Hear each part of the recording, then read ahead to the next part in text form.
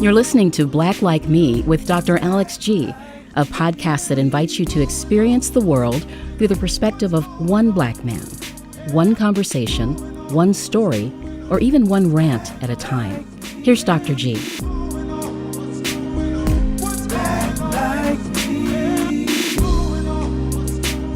Hey, everybody. Welcome back to another great episode of Black Like Me with Dr. Alex G. I am in the studio with Mr. Aaron Hicks. Yes. He is a tremendous young man, an influencer, a leader in our community. He is a motivator. He's a coach. He does case management. He helps people with housing. He is really known in the reentry world here in Madison, Wisconsin. But we're not really here to talk about his reentry work, although I'd love to have him back on to talk about it. But we're talking about the voting rights of men and women who have been formerly incarcerated. And so, Mr. Hicks, Brother Aaron, welcome back to Black Like Me. Man, thank you. It's always a privilege and an honor to be on the show with you. And I definitely want to get in the topic of just talking about voting because, I mean, I've never voted, so this will be my first time. Well, that's what really made me want to sit down and talk with you, because you sent me a text and just said, and first of all, I want to say I really appreciate this, because you know that I'm interested in really proliferating the voice of men and women who have been formerly incarcerated, because a lot of times you have these experiences that nobody would believe that they were really happening unless you sat there. And so I'm just telling you, journeying with you the last, 7, 8 years, I've seen things, heard things that I never thought could really happen to folks. But you sent me a message saying, man, I just registered to vote because you were incarcerated for 12 years, and then you were on extended supervision for an additional 7. Now, just explain that for just a minute, because people don't really get extended supervision. I could say in a real general sense that your prison sentence was really 19 years, 12 in and 7 out. People think when you're out, that means you're just really free. Right. So just take a few seconds to explain. So just real briefly, it's strictly just, after you do so much of your sentence, they will sometimes allow you the privilege to get back out into the community, but it comes with conditions, and those conditions will last until the remainder of your sentence. So, for example, I was sentenced to 16 years running consecutive to 2. I did 12 years off of that 16. The remainder of that sentence I did out in the community from 2010 to 2017, December, and I finally finished being on probation and parole. After being on probation for the last, 20-something years. I've been on it since 89. So since 89. You have to do the math on that one. That's a lot. Now, for some people who are listening, and they listen because they get a straight scoop on things like mass incarceration. Yeah. People think that parole and probation are the same thing. Can you just help people explain that, to understand? Well, the difference, it's a slight difference. So parole. Do we have parole in Wisconsin? Yeah, absolutely. Okay. Well, we no longer have parole. That's what I mean. I apologize. We actually have extended supervision, which is still a form of parole. But basically what it means is for an individual who has gone to prison, once they do so much of their sentence, they're eligible to come back out into the community. So that's where the parole board comes in. And if a person gets released through the parole board, then that just means when they get out, they will be on parole, meaning that if they mess up in any way, shape, or form, they will return back to prison. Gotcha. However, when you're on probation, it doesn't mean that you're going to go to prison. It does mean that you are out in the community. They didn't feel that the crime was severe enough to put you in prison. However, if you have a series of mishaps out in the community, they can take you back to court and in turn send you to prison. Sure. Now, I can remember when the state of Wisconsin had a parole board. Yeah. But that board does not exist. That's correct. Anymore. As far as I know, that's... Yep, because of truth in sentencing. Truth in sentencing, that's right. So you do your real whatever your real time. sentence. If you get 5 years, you do 5 years. Sure. So that's the different narrative that's being pushed right now. Even though we have a multitude of people in our prison system that still are under the parole, but they're not being paroled. We got a lot of guys that's been in there 20, 30, 40 years. Actually, I got a letter from a guy basically just saying the gist of it is I just don't want to die in prison. I've been here over 30-something years. So you're in your early 40s. That's early correct. mid-40s. And you've been in the system since you were a teenager. Since about what age? Since I was 12. I've been in the system since I was 12. I've been on probation since '89. Wow. Yeah, that's a lot of time. So in the state of Wisconsin, when you're incarcerated, you lose your rights to vote. That's correct. There's a couple of places, and we're going to have Mr. Dillard, Jerome Dillard, in the studio midway through our conversation. Yeah. He's going to be joining us. But there are a few states that will allow you to still vote while That's you're correct. in prison. But that's not the case in Wisconsin. So you go to Wisconsin, you go to prison in Wisconsin, and your right to vote just stop. When you come out and you're off of probation after 7 years, were your voting rights automatically reinstituted, or did you have to go through a registration process to be able to be clear to vote? Well, what's supposed to happen is you're actually supposed to receive paperwork stating from the Department of Corrections. Yeah, I read that you are officially done with probation and parole. I've never received those papers. However, I am done with probation and parole.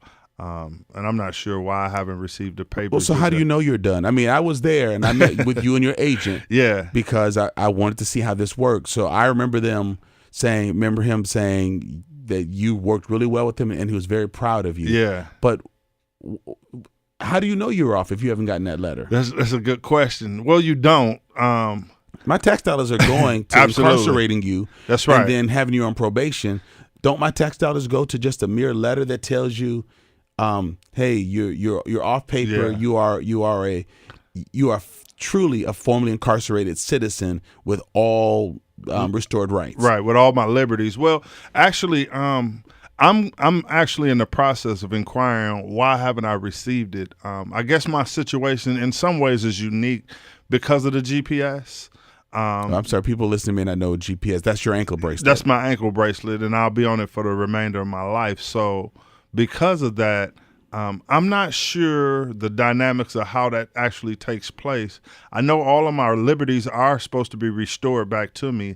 However, it's kind of interesting because I haven't heard anything from the department in any way, shape, or form. And when I'm trying to remember, what month was that? That was in December. That was almost a year ago. That's right. That's right. Because I remember being cold outside. That's right. I thought it was earlier. It was earlier this year. So I want to track that process with you. So I want you to come back and talk with me about that. Absolutely. But walk me through how you found out you were able to vote. Well, I took the initiative on my own. I really went to go register myself because I knew that I was done with probation and parole, and I really wanted the opportunity to have my voice heard because I haven't. It's been stifled for so long. And the other part is I think it's vital for me to vote because there's a multitude of people who are in situations like mine who think they are not able to vote, and they are. Those liberties have been restored to those individuals, but they should know it. That's right, and they're clueless to it. So, and then I think the final thing is for people specifically in our lower income communities, they need to be educated about why we even voting. And I think the more we push that, and the more they see individuals that come from where they're from and like them, I think they will start to buy into the concept of why it's so important for us to vote, so they can hear our voices, because our voice has been stifled, and so it's so vital for individuals to get out and vote. So you're right. That's part of the message of this episode of Black Like Me. I want people to vote. For years, you couldn't. There are people who have never had their liberties taken away. They just got to get their behinds up off a couch. That's and right. Go get registered. Hey, Mr. Hicks, let me just read this to you. This is part of a statute. I think I'm reading it right, 304.078. But it reads, the department, or if the person is sentenced to a county jail or house of correction, the jailer shall inform the person in writing at the time his or her right to vote is restored under subsection W period S period A period 304.078. So this is a state statute. That's right. That someone's breaking the law. if it's obvious you have the right to vote, so whoever is breaking this law should not have the right to vote because they're breaking a state statute. Yeah, well, a lot of times, you know what's interesting about that stat that you just brought up. It actually derives from the department, actually, because you just read from the 303. That could be from the administrative code. I'm not for sure what code that is actually from. However, what's so interesting is when you call. That's for the state of Wisconsin. That's not even DOC. That's state legislature. Right. But here's what's interesting. What's interesting is when you hold people's feet to the fire, you get a lot of kickback because that's actually right. That's how it should be. We create laws, statutes for the very reason of what you just spoke of, but it doesn't actually happen like that. And the sad part is no one is held accountable. No one's held accountable. So, you give me a lot to think about. And, the benefit of this show is that a lot of people who don't know people like you and I don't understand that in addition to raising our children, our sons, and, you and I have daughters, going to church, volunteering, giving back to the community, we're constantly thinking about the fact that we got to remind the state of Wisconsin that this person has finished what you told them to do. We paid dearly. Was it like $30,000 a year to incarcerate you? We put all that money in for all these years you were in. You do the math on that times 13, and the state can't afford. It can't find a way to write a letter to tell you to vote. And so one of the things we're going to talk to Mr. Dillard about a little bit later is. Folks who are in prison are counted in the state census. That's right. So in order for us to have more representation, you as a black man, you were counted in the census for the last 13 years, 19 years, even while you're on paper. That's right. But when it's time for you to vote so that you can direct those same elected officials who get more money because of the number of people we have in Wisconsin, including those in prison, you don't get to vote to direct them, but you can be counted to hire them, to elect them, but you can't direct their work. And so we're going to bring that up a little bit too. That I just want people listening to understand we're not just a couple of black men talking about the man came down on us and the man took us to prison and the man came with the patrol wagon to clean up the streets. Although some of that did happen, but when you paid your debt to society, the state has not done its part. And when you don't do your part, you can be picked up. All right, so Aaron, a year ago we celebrated that you came off of papers. That means you're no longer part of the Department of Corrections structure. Well, I don't even know if that's true because we got to talk about the whole ankle bracelet.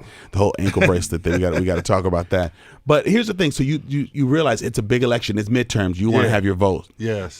First of all, I know very few men who have served like 12 years have then done 7 years of extended supervision and then got off because there's so many rule violations that cause people to go back on. And so I just have to keep commending you for that. I know I know you had a support system, but you had drive as well.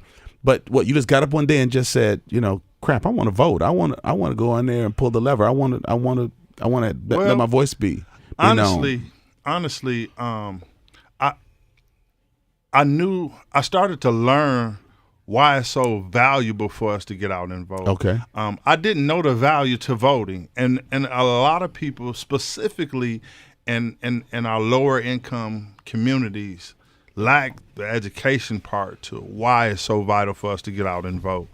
And I think it's our obligation to, number one, gather the information, understand the information, and give the information back to the people. Right. So that's my objective. I've been learning it. I have a greater understanding of why it's so vital to get out and vote. And the other part is my obligation to educate the men that I work with on a day-to-day basis why we need you to get out there and vote, despite we understand that there is a lot of injustices.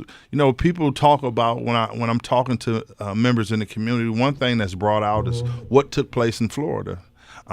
We understand that not only did the voting go wrong, but we also understand they purchased the very machinery that individuals was voting on. And when I'm referring to Bush, just so you know, so that campaign. So people are always leery, but nevertheless, we still have to get out in droves and get out there and vote. Right. We have to vote. We do, man. We do. That's our message in this. So how did it feel going to register? So you registered to vote, and I just want to say we have plans. I've been talking with my producer Eli, so we're going to be interviewing you on election day. I know we can't go into the polling place, nor do we want to, but we're going to be trying to do some things. We might even do a little bit of Facebook Live, but we're certainly going to do an episode on that.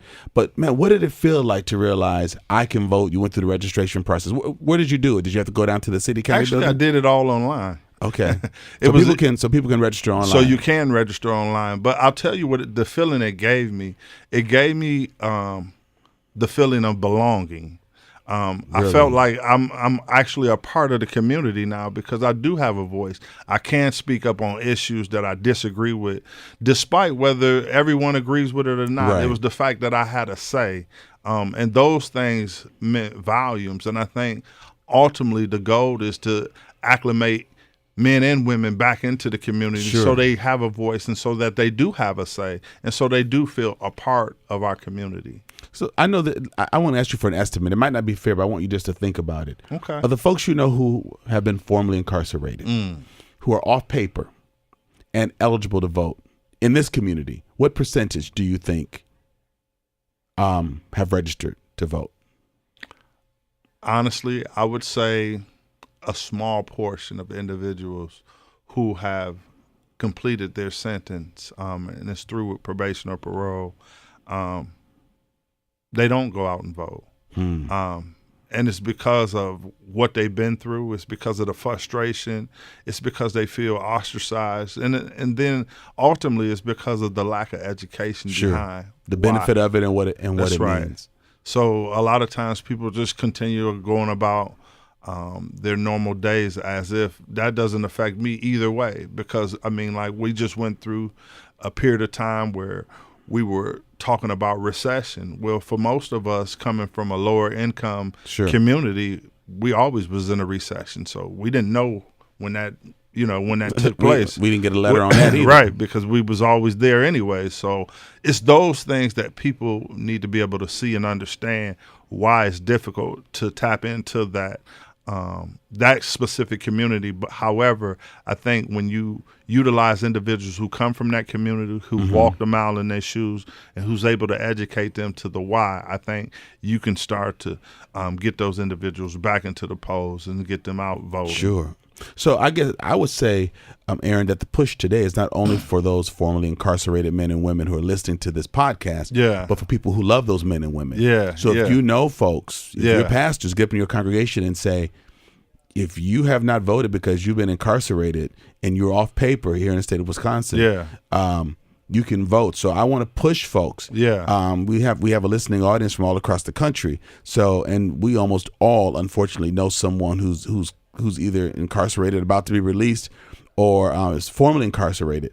Talk to those folks. Do some research on the resources. Like you went online and registered, and so let's help to educate the community. Not that the individual should not do it for themselves. We're not pitying them. But I'm saying when we find out a good place to get a haircut or a good sandwich, we tell people, hey man, you want some good meal, you want a nice haircut, you want a good deal on the car. We're always passing information along. Let's tell citizens you can vote. Because, for example, when you elect a state governor, that governor appoints the director of the Department of Correction. That's correct. That's not an elected position. So there are all kinds of ramifications in your election. That's right. There are resources that are being put into things like Focus Interruption Coalition or gang prevention and crime prevention and trying to prevent retaliatory shootings. But that comes through the mayor's office. That's right. So who we elect, school board members, mayor, alders and state representatives. We need folks to vote, and so I just think that this is really important. This is something that we really gotta really think about, and we gotta really push people on. So stay right here. Don't go anywhere. Okay. Mr. Hicks, I want you to talk more about your experiences, but we also have Jerome Dillard in the studio, and he's no stranger to Black Like Me. These guys, as I said, in the community are really known for their work in reentry and understanding the rights of folks who are formerly incarcerated. Jerome Dillard is currently the executive director of EXPO. and that stands for Ex-Incarcerated People Organizing. And so this is an organization, an organizing movement, a grassroots community organizing movement that's trying to take a look at the rights of the folks, the human rights that have been lost for folks who have been formerly incarcerated. So, Mr. Dillard, thank you for being in the studio with us both today. Well, it's my pleasure being here. I appreciate your expertise. And listen, you all, the organization that I run, Nehemiah, you can find out more about this at alexg.com. But these are the gentlemen that have helped me to shape the whole reentry component of this, because I didn't think that it was really an issue. But the more you get to talk with people whose lives are impacted by these kinds of issues, the more you realize that it's true.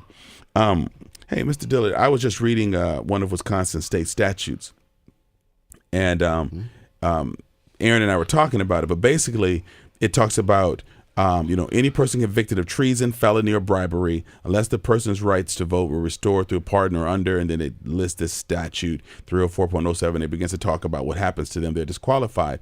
It said, but however, when that person has paid their due, the department or the sentencing jail or house of correction should give them something in writing saying that his or her vote to be restored, that their right to vote is restored under subsection, and then it lists this state statute. How is it that Aaron can finish his sentence and not get a letter from the department? I know you don't work for DLC. We won't get to your area, but that's odd to me that this is a state statute, yet he's got nothing in writing saying he's off paper or that he can vote. Well, I believe that is voter suppression at its best, really. What I'm seeing more of that as I talk to individuals who are finishing their terms, and I question, did you get a letter informing you that your civil rights have been reinstated? I got a letter from the Department of Corrections. Well, we're talking 1996. Sure. I got a letter from the Department of Corrections indicating to me that my civil rights had been reinstated and that I had the right to vote. That is something that is missing today. And I look at that as pure voter suppression. It sure is. The fact of the matter is, in the state of Wisconsin, we have 66,000 people who are under community corrections supervision. So that means they're out of the state prison. They're out of prison, but they're out in the community. But they're on extended supervision. 61,000. 66,000. 66,000. And if you're on, that's considered still part of corrections. Yes. So you cannot. If you're on probation, parole, or extended supervision, you cannot vote in the state of Wisconsin. You cannot vote in the state of Wisconsin. That's a lot of votes. That could swing a vote. Well, it's a national movement. We're launching a campaign in November to reinstate those rights when individuals do return to the community. All around us, there's states. I can't refer to my brothers and sisters leaving correctional facilities as returning citizens because in spite of all the efforts, in spite of 10 years of working, paying taxes, being active in your family and community, you still do not have that right, and that's appalling to me. That's really it's actually taxation without representation. You're absolutely right. So let me get this straight. So gentlemen like you and Aaron are in Wisconsin, have been in Wisconsin state prison. So you counted the state census. Is that correct? Beg your pardon? You count. Yes.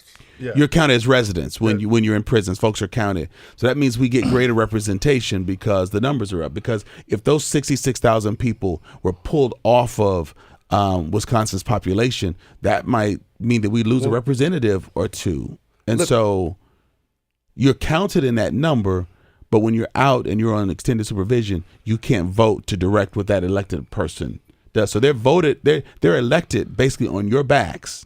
Right. But you can't cast a ballot to direct how they use the money that you were used to bring in. Well, it runs a little bit deeper than that, and I think Jerome is going to just give us a little glimpse. Come on, Jerome, break it down. Actually, what they do. I'll just give you this snapshot. What happens in our rural areas is, so when one of our rural areas, when the economy goes low for them, one of the things that has occurred in our past is we'll build a prison in that specific area, which in turn, once you build a prison there, obviously any prison that they build, they will fill it. Right.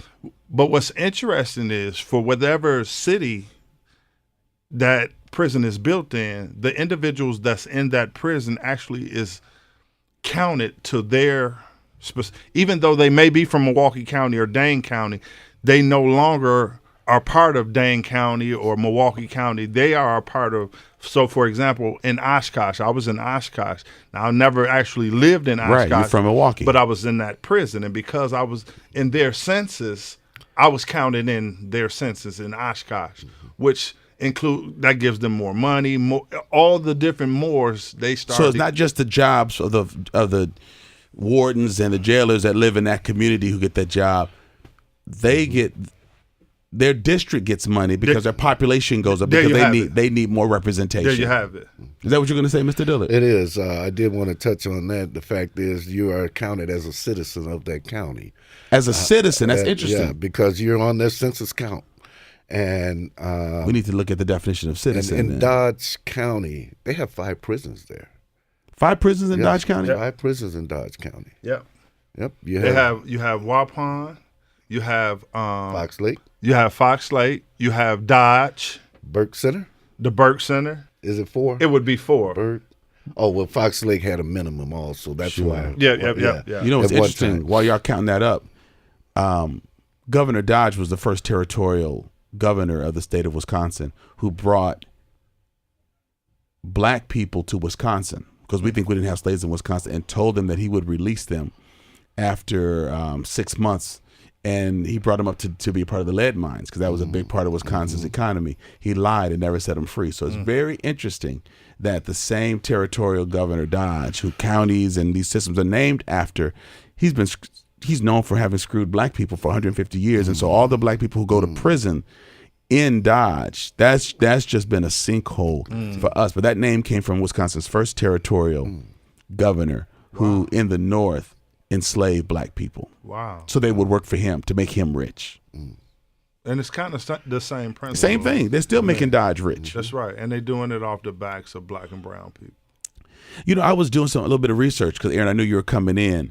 6.1 million people, I read, currently have their voting rights restricted or suspended. Let's think about that. You said 66,000 just Wisconsin, but across the nation, I read 6.1 million people. Yo, that's a lot of votes. What do we have? 230,000, almost 300. I mean, 230 million, 240 million people. Maybe it's 270, but right under 300 million people in this country, and 6 million can't vote because of having been incarcerated. Yeah. Well, I look at this as a exciting time because of what's going on around the nation. Sure. Us launching our campaign to what's the campaign called? Restore the vote. Restore the vote. Restoring the vote. That is that individuals, Illinois, once you leave a correctional facility, your rights are automatically reinstated. So in Illinois, you just right back. Yeah. And the other part of Illinois is if you're in Cook County, even if you still are in Cook County, you still have until when you say Cook County, do you mean living in the county or Cook County jail? The Cook County jail. You still have that right to vote. They will come in there and still allow you to vote, even in the county jail. So providing that you're not currently on any sentence that have you incarcerated. Gotcha. If you're sitting there waiting to go to trial or be sentenced, you can vote up until the day that you are sentenced in the county jail. And there's a big movement. I mean, innovative voter engagement is huge within the Cook County jail. Yes. Are there any states that take away your rights for life? Well, yeah. It was exciting. We were in Florida. Formerly incarcerated convicted people and family movement was in Florida. There was 1,200 formerly incarcerated people who had their conference there. And we had an opportunity and this is exciting, because Florida, you lose that right permanently.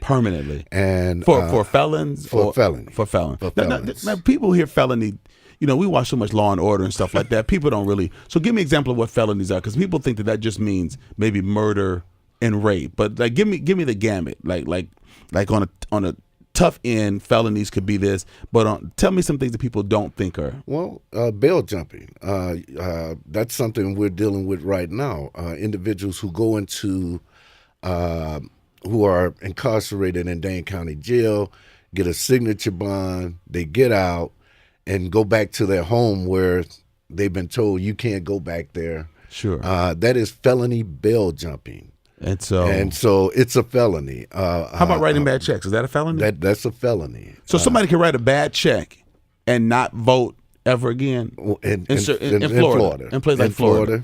That's a fact. Really? So again, people listening are thinking, well, of course, if you're a murderer, if you're this, you're that. But we got to show it's some of these small things that even folks who are elected officials have done. You know, come on now. It's not just black people writing or Latino people writing bad Drunken checks. driving. That's a felony. That's a felony. Yes, it is. Right. After your third one? Yes. Wait a minute. Our attorney general. No, that's a felony. But she was caught drunk driving at least 2 to 3 times. You know, I'm not going. She's deceased now, but y'all know she was caught 2 or 3 times. And who's this other? Really? Yes. All these rich white men getting caught drunk driving, and they still voting, and they're lawyers and judges. Yeah. And so just something real briefly. I was having lunch with one of the judges yesterday. It was a brunch, but and we were talking, and one of the things he was. Is that why I didn't see you at church yesterday? Kinda, yeah. Okay, right. So he started to discuss with me about our youth stealing cars. That's and he growing. was just telling me, you know, and one of the things he said that just stood out to me, he was talking about the accountability part, like these young men, you know, and they felt like one of the judges was not really implementing anything strict enough on the individuals that they need to be held accountable. And so what I shared with him was strictly this: I don't have a problem with our young men being held accountable because I feel like that's a must. Sure. I said, here's my dilemma. My dilemma is, and I just gave him this example. We just sent Bill Cosby to prison. Right. And I understand, and that's part of the Me Too movement. I don't have an issue with that. Here's my dilemma, though. If we send Bill Cosby to prison, shouldn't Trump be sitting next to him? That's my dilemma. It's a dilemma when it's only accountability when it comes to black and brown people, but accountability is not the same standard for whites. Right. That's for me, that's a problem. So when you use the term they need to be held accountable, I'm not disagreeing. Sure. But shouldn't all people? And the fact that that's not occurring becomes a dilemma. And that's where the frustration comes in at. And this is why we say we have all the different disparities that's taking place, because that is not being utilized universally. No, you make an excellent point that we're going to hold somebody accountable. Let's hold everybody accountable. I'm just I'm wanting to pull up this website that I was looking at last night. It's NCSL, the National Conference of State Legislators .org, NCSL.org, and it gives just a list of how each state is restoring or not restoring the rights of folks who are formerly incarcerated. But this is interesting. So, Jerome, tell me a little bit about the work that EXPO does, because you said that there's a new campaign that's coming out. But tell me some other things that EXPO's been doing in the past up to restore the rights of folks. So I think that's important for people to know stuff that's going on, because they should want to support you in the work that you're doing. Well, I thank you for this opportunity of talking about the work we're doing. I believe that it was a fire just set upon us when we were in Florida. We had an opportunity of doing some canvassing, working with organizations such as ours in the state of Florida, and they do have an amendment on the ballot. Florida does. Florida has an amendment on the ballot. I just read that. Amendment 4, which would reinstate the voting rights for 1.5 million individuals in that state. Wow. Louisiana, my comrade and friend Norris Henderson down there, who has vote, had the rights of Louisiana citizens reinstated, another state that you can lose it permanently. In Louisiana. But Cuomo's doing something in New York, isn't he? Is he trying to sidestep the legislature to try to restore some rights to people that are, is it on parole and probation? It's a national movement, yes. Once you're in the community, Pennsylvania, you have that right once you're back in the community. So when I work with my brothers and sisters out there, they are returning citizens. They refer to themselves as returning citizens, and that's a term that I can't use because I feel that when you can't cast a ballot, you're not a citizen of this country. And the problem is so many of our young people who are being tagged with felony convictions at the age of 17 lose their right to vote before they even have a voting the opportunity to vote. One of the things I heard you say is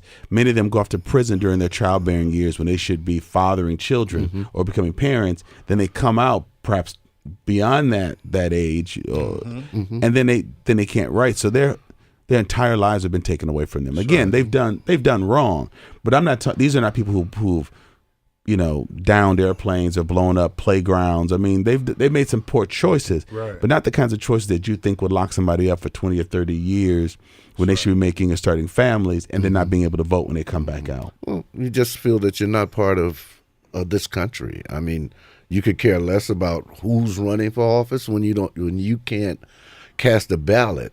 Why pay attention to this? Why even go through the motions? That is the mindset with the population. Wow. When you're on paper and like Aaron was saying, he didn't care nothing about it because of the simple fact that he knew he couldn't do it, or that would be a felony conviction.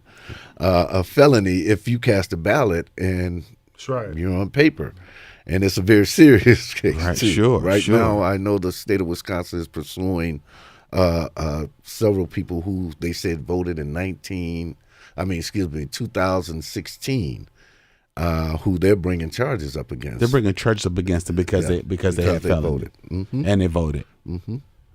Right. So voter suppression is a very real thing. It's very real. It goes way back to the days of Reconstruction, the beginning of Jim Crow, the poll tax, the grandfather clause, when black folks, particularly black freed men who owned property, were given the right to vote, in the 1860s, and elected black people to office. I mean, we had 16 men elected to Congress in the early 1900s, and all of that was just suppressed. And then we had the kickoff of Jim Crow, and so there's been a push, and the rights given through the 14th Amendment, was just just reinforced in the 1965 with the Voter Registration Act. I hope I'm getting my dates right. I think I am. Voted right. But that's 100 years after the right was really given, and people are still messing with that. And so I want people who are listening, I want you to write your state legislators. I want you to write your Congress people. I want you to write your alders, your county supervisors. I want you to put this topic on their plate. I want you to put this before them. What is our state doing concerning the rights for folks who are formerly incarcerated? This cannot just be on the shoulders of men and women who have done time in prison. This is what it means to be a community. It means that we speak up for those whose rights have been taken. And so being an ally is not just hashtagging and retweeting, but it means that we're actually writing someone. So, you've got a smartphone. You're probably listening to me right now on a smartphone. If not, it's on a computer. Google who your state representatives are. Ask them, what is our state's stance on the restorative voting rights? How do people know that their rights have been restored? What happens when a state like Wisconsin has not given Aaron, they know how to get you because you got the GPS on. They can find you when they want you. So I know they got a way to deliver something to you. And so I need those of you who are listening, not just in Wisconsin, but across this country, I need you to begin to think about this. Now, I'm going to have a cynical moment, and these two gentlemen might prove me wrong, but black people have had their rights suppressed who have been formerly incarcerated for years. Maybe it's because there's more and more white men and women going into prison and coming out of prison that it's a big thing. But it's an issue now. We're talking about it. But this has been suppressing our black vote for a long time. And there are too many issues that are affecting our lives. And we need everyone at the polls. And we need our elected officials talking about it, or we should find and elect officials who will talk about these issues. But I'm tired of people talking about the rights of all people. And you got 66,000 people who are not inside of Wisconsin prison, but their votes are suppressed. And I think we got to do something about that. And so I appreciate you gentlemen being here. I know you got busy days, and but Aaron, we want to connect with you. We want to do a Facebook Live. We want to sit down and process what that felt like when you went in and voted for the first time, because we need to just lift that story so much. And Mr. Dillard, do you remember the first time you voted after getting your rights back? Absolutely, yes. I voted in the first election. I got my rights back in April of 96. No, I was out 5 years before getting my rights back. And so you're out 5 years. Yeah. Is that because of extended supervision? Yes. Okay, so after extended supervision, then you're given a right. But okay, so you're able to vote. Do you remember what that felt like? Oh, I just felt it was a must. I had to do it for me. Right. To just feel that I'm a part, you know, and feel that I'm a part of something. Right. And I have not missed an election since. That's That's not missed opportunity of voting since. Right. You both of us are on a mass incarceration committee, the Justified Anger. It's an initiative of Nehemiah.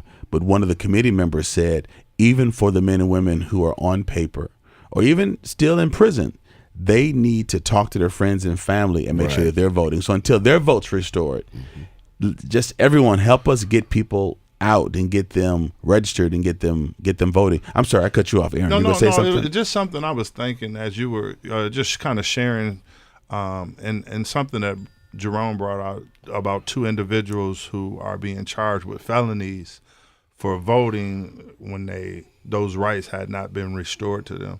I was just thinking it would seem almost appropriate if you vote when you're not able to, that would be a felon. Wouldn't it make sense if you suppress voting? That should be a felony as well. That should be a crime. I think it would be most appropriate to balance that out. So that's just something that I thought we should. You bring a very good point, Jerome. I feel that's a scare tactic because individuals who have not received a confirmation that they could vote, many under the feeling that they can't vote because they are felon. And that is not true. If once you're off paper, you have that right. And again, they've been running on those tough on crime, these bad people, the fear factors in their campaigns, and it's getting old.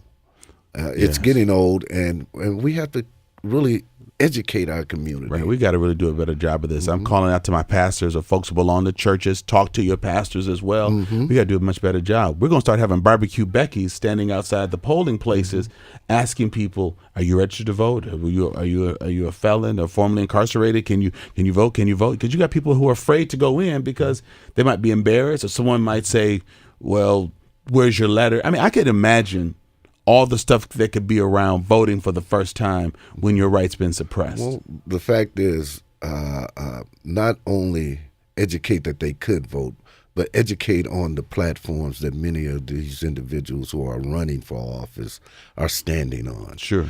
I know what their stance is. And in my case, my self-interest is mass incarceration and ending mass supervision also. Sure. That is another tactic. I'm glad. I want to help you with that. That's a national problem, and that is mass supervision. Meek Mill's brought attention to the problem with mass supervision in our nation. The problem is that individuals are on supervision for very extended periods of time. 10, job security for some years, people. 10, 15 years. And that's 10, 15 years of someone being in the community but not able to cast the ballot.